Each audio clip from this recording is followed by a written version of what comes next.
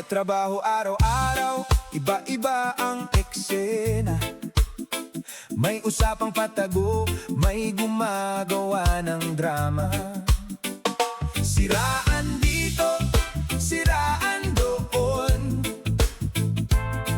Parang yan na lang ang baon. JMD Black TV.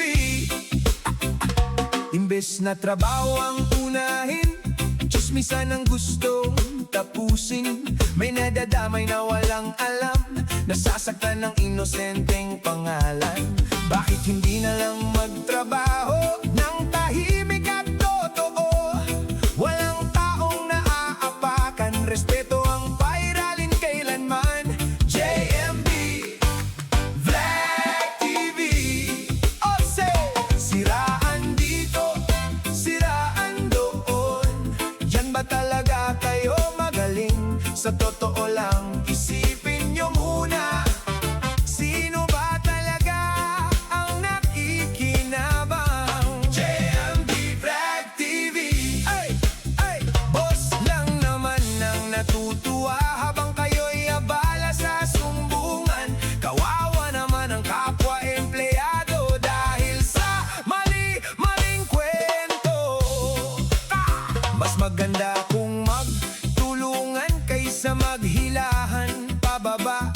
Kapag sama-sama ang layunin, mas magaang ang bawat gawain.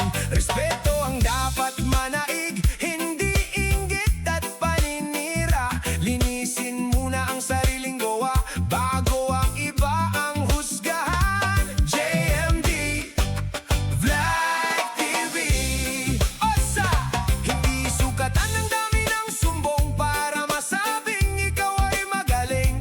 Mas mahalaga ang sipag at dangal at pusong marunong umunawa. Kapag may problema, pag-usapan, huwag idaan sa kasinungalingan. Mas masarap magtrabaho kung may tiwala at pagkakaisa.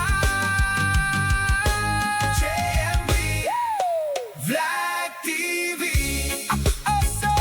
Siraan dito, siraan doon. Hindi iyan ang tamang direksyon. Magtrabaho ng